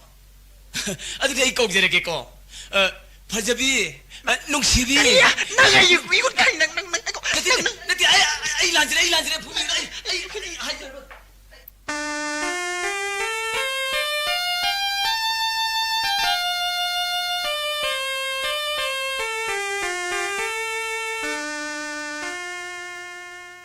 कनागी वखनो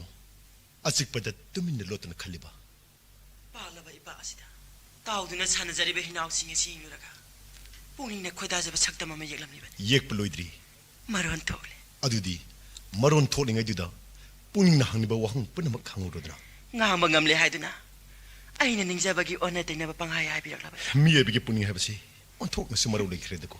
natrada bu kariga sumna warugadagi मन थब नाइद्रबा जोबनगी इथक इरेगे लोने ना होरक लिबन सिगी होबो थाजे बिद्रब पुनिंग दबु कर्म पुनिंग kumja kaya chang tikta kaidana chaga jarakpa asa kaya kaungam thamoina ngaiduna lari khangna kakthopiraklabati पंथुंफम योद्रिंगै नुंसी Sen खपिरगना थवाई आइना करी होबा sakhi gani aidi ritu punama ke isaina loikhrabasu ningba karba singa ningbana thumkhrabasu punsi khoda jaba surachita नंगी सूरगी पमदा तौजबा फंगिबा यसी कयागी मतिक ताबुक फरिबा dada kisan करिगी दमक्तनो आइगी मिंगसिबो अदुक नसिन कौबिरिबा aise muslim ningol amani ko dada मानी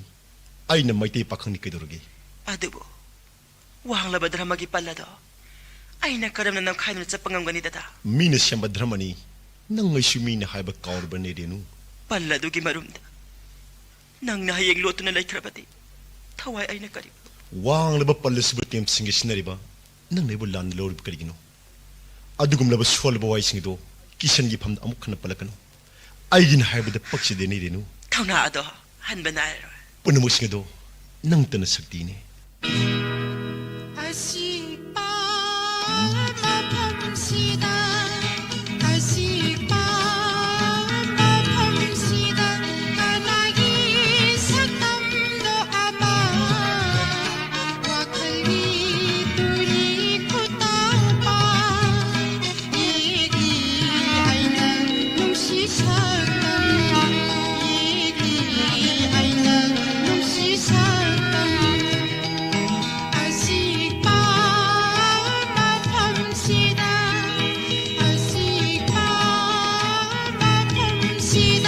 Marol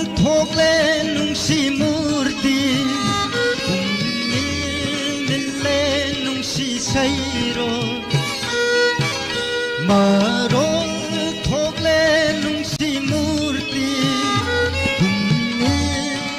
le nungsi sairo Phon thang yaira re na pada Phon thang yaira re na pada Imai sole nungsi pa Imai sole nungsi pa Karigi mi pairi Karigi mi pairi Kathaki saji gunana Langoi salle nangi punsi Kullani si gi thawina Kullani si gi thawina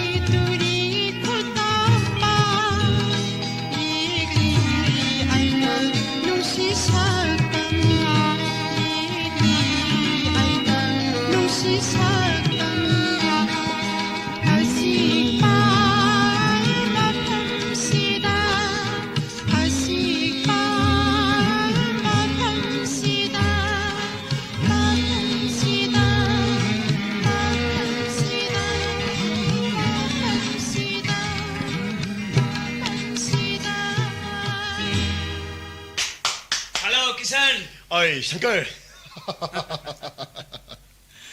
Ay, Renu, yoi.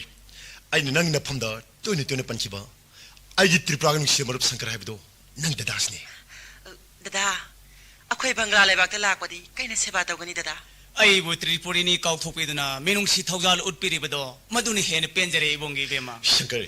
Marks ni. Ay nang na phamda. Ay gi Bengal senu Renu hadba malay habido. Marks ni. Oh, Renu. Asingu pungphom masina thunglariba iyasi kaya da laibok phariba maro.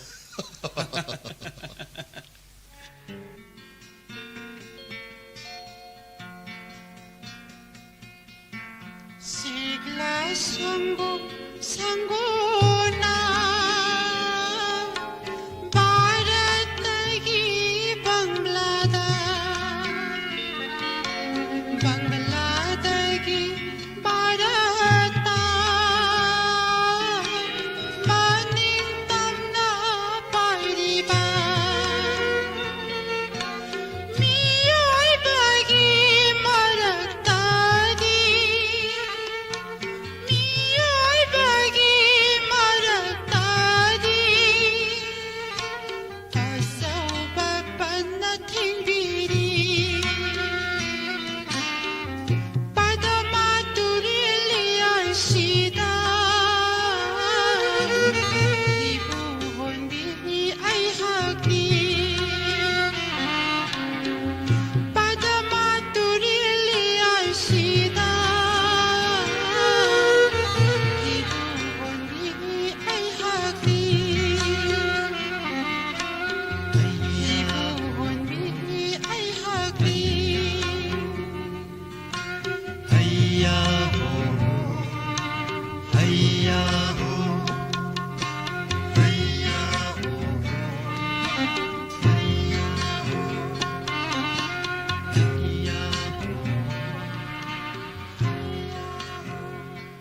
Kishan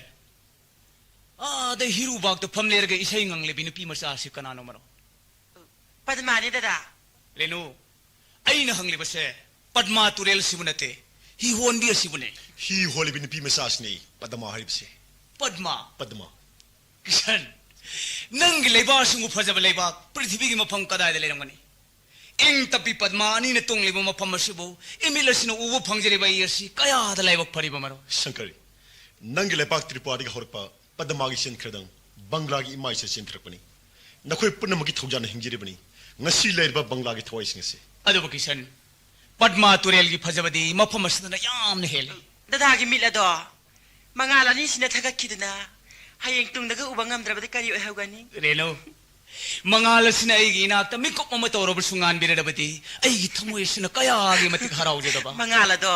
aini dada gi phamda sinarabadi ai gi laibo phabane Sakari boy Padma gi saji mita manbi sanura singis ki lonam nangi mahodi khotum na hobani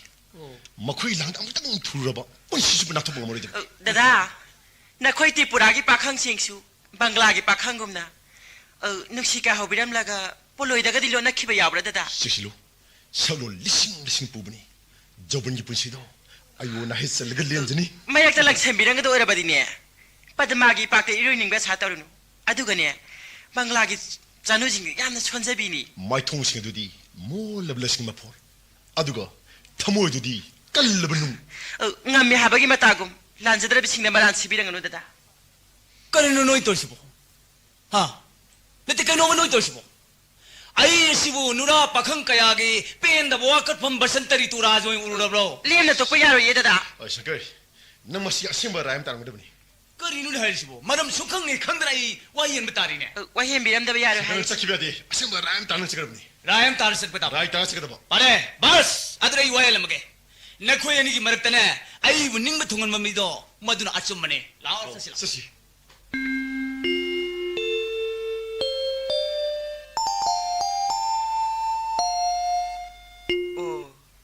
Icha halak le dana kari tore tumina le tuna leira bati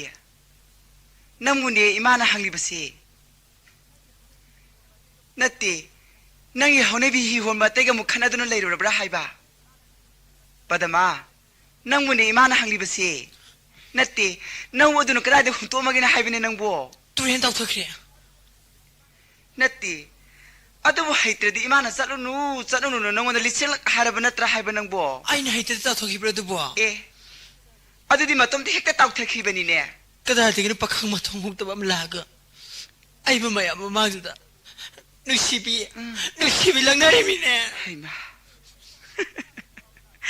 adu hi ore koi sana adu yamna saunu lakli badudi yengoi saugunu nahaga siningoni ne he nangbo adu wosu dada su khuma mai kai jainia tumine kok ai tok piraga lore badubu nana adu yamna saudubu karigino haiba tumen tok thok ai no tanza sa matam amada ai nogi mama nam laukhijaimi on thok pa gang haibadu oye to ko nangase hayeng makhaidi ne mi khanaga da wore badi hi ho maga amata chapi khare ko imagi bema ai ne yumda leiba ngamdi hairiba sini haima ibungo kisan oi ma nang live bro oi nasala si la sango la phamala karinda hangoi ko la phamala barup lo so lo naki akoi le kai ken ko ni lo ibungo phamala wo kastaro la imagi yumni la wo kemta hangoi ko la phamala wo 야자리 ngai khoni he ibungo kisan ma ibungo sibuka nano ne ma ai marum ni mak Tripura digi ni Tripura dagi hoi mingna sankar goi ma ibungo Tripura dagi imagi sid lakbudi kari ne seba tawni tawrisite ai ma ya Padma chalo dana nabung sing silai je kari no sa sa kita je sembo sodana nangbo ima kaimte leudi haima kari no ne basi ngang sin hari basi bo natti mi sin taraga nang kari hana khaki ga dagi nangbo ibungo saugunu ko yengoi no khoi saugba yadi ima wa haigisi yengoi ima wa haigi nasala se mathanta yaubani haiduna ne imana khara kene mono yolo budigi de miron phawanga na ba yadra ba masi sawu yadi ko ibungo ima pukka loine thanjagre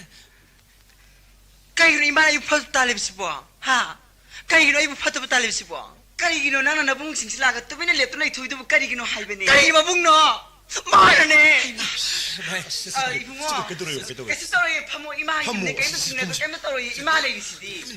파모 파모 이붕어 이마 레이시디 파모 게임도 또 게임도 한 거 이거노 야르디 세시부 마 신도분이 하유네 그리노 하유네 아이기 뭐랍나 이선 빠드마시 마키 마슬라마금 쯤나 숨는 시브레 파기 도자니 아래 빠드마는 서브리기 마기 노두 빠르게 락락 못한다 노사기 뭐도 빨로들어 이마를 좀 떨어자니 아래 아이기 무슨 와이티아즈니 마 노기신 비락 지리브니 그리기는 내 이붕어 어떻게 때문에 이마 레이시디 예 롱니 내면 또 어이 ai wong ta kan biwa ai no gi momon ai pizza ge na le ilak sari mani se amta ai si amta lok sem 빠드마 또 호이데 하이비네 낭보 에이 또 이디노 마블라이로 가마이 또 니마 시야 낭 시디 마시디 나티 나나 또 리시부 까이노 하이비네 나티 낭기 나우 어두부 낭기 다다라 주드라 낭기 다다 마헤스트라 아마 꼭에 살라가 로르버두부 까리기는 나나 또 야마 사오두부 까리기노 하이바 나티 마붕싱아 시나 마산 말리 하이도는 파기 되오르가 까리기 마산노 하이마 까리기 마산노 바 가마이 또 니시디야 마산도 마 하이브로 하이마 에 내가 사람도 없이도 하려오라 noi hai dorop tare bhai sasi 시비 sasi ba 포무시 깨들으시 이붕어 이마 세 이마와 하기 세 기안타는 학답 파무시 이자가이네 기안타는 학답 파무 이마네 이자니는 타는 거 성공 길라사니 그래 세무히게 이거에 이마 트로티버 기안타는 팜들이는 거다 보니까 파니마 아도그네 이붕어 기선 낭 라잉에 시드네 나살라시 기안타는 아무것도 와라 무시 이마는 와락 방감도들은 레이러버니 네 이마 상금 주무이 학답 팜들이는 먹고 파니마 능 하이비게 다다기사 아이 빨리 물어봐 아시고 미시네 트라브디 다다기 생이마로 엄tal아 이스트라브라 오 야래 아이 막 불쌍하게 뭐로 세스노 야드리 아이는 하이드로 아이는 샤네 조금 잘해 난 마이 마시야 미는 게다 파즈레니 타나야 파바다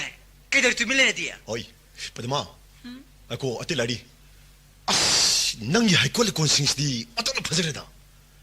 꼼라 삼파 싱스나 틱틱틱 빨리마 어이 너 와리 라리 아이 마신도 용기고 타미우고 아투브라 삼프라 콤라세 로히모 물레바네바 아두그네 골라수 뽕라마니 튀어누 깽히니고 나이코 크라이스티나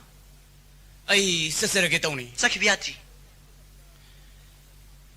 kari mu matamda ing tapi padma sisu bhairi bigi saktam he hek lo boire 이라나바나 타로들 까리 송타리 따로 비실시 밀빵빵 우응암 리싱이네 깨이동네 hen 코네리브노 taru bai sel una maru dhyan da jatri kum I khau lang na khaugang na duna si batara barne tawrsi 아 까리 하이노 ha atithi ki sewa da pungning hasani mak pen jari hai jari ba 아두고 시행이 호나리바 sining bu waning bu kana yauge ne 까나 슬리지